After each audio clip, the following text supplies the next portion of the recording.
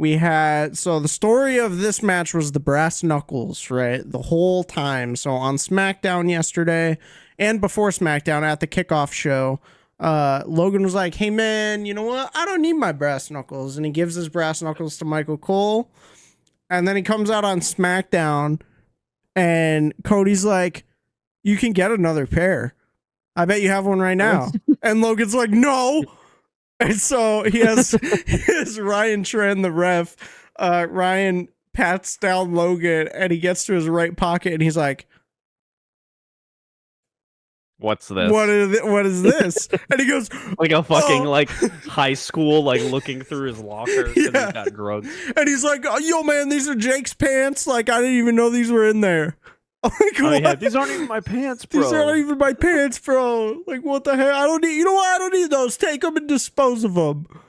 He doesn't need them anyways. They keep talking about how he's got a metal plate in his hand. Yeah. They brought that up like 5 times. The titanium in the hand. They bring it up every time he has a match. Like, clearly it's not a point of contention because he's never won with it. Yeah. They did it. It worked the first time with his match against Roman because they were like, oh, that one lucky shot. Yeah. And then he lost. Yeah. And, you know, frankly, the titanium hand thing hasn't been mentioned when he wins matches. So it's just kind of like, oh, he might win with his titanium plate in his hand. It's a very goofy thing that they always bring up. I'm like, why? Just stop. And does he actually have titanium in his hand? Who knows? I feel like that would be weird to make up. Yeah, he probably does have it. It was a good match, and we had a little ref bump. Poor Ryan Tran.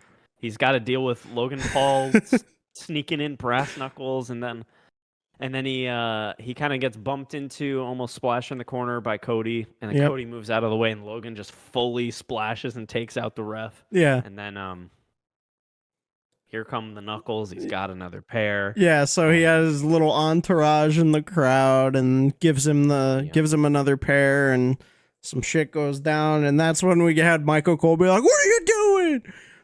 Yeah. Why are you using those? You said you didn't need them, you son of a bitch." And then he like steps to Michael Cole. Corey Graves gets in the way. I was freaking out. I was like, hell yeah, do something crazy. Yeah. Corey Graves hasn't wrestled in like 7 years. Let's go.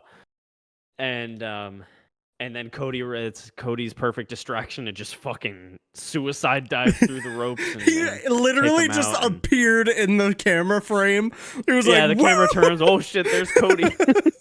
Flying. They do a real good job of making it for TV. It's like you don't know he's there. Obviously, the crowd can see him getting ready for it, but like to us, it's like whoa. Yeah, he just shows up. Sadly, we didn't get Michael Cole throwing hands. Truly a tragedy. We'll get him. Ibrahim Al-Hajjaj.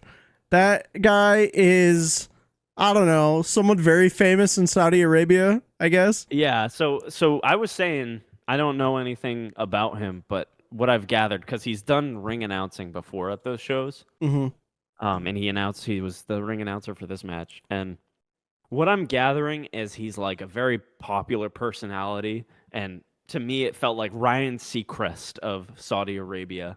Yeah. I don't know. Again, I don't know exactly what he does, but the people in Saudi Arabia love him, and I love him too because he stopped some shenanigans from happening. He did. And, Logan Paul was about to go for that brass knuckle punch. And that little Popeye wind grabs up. the legs. Yeah, he was winding up and then grabs the legs and trips him, and he's like, "What the fuck are you doing?" Yeah. And he's like, fuck you, whatever. And then shakes him off. And then he goes for the punch again. Cody grabs his hand and stops him. And I didn't catch this until I saw it on Twitter, but he goes, "I'm Cody Rhodes, bitch." Yeah. And then he puts him in the crossroads and does the triple crossroads. I'm just like, yes. It was so awesome. Yeah.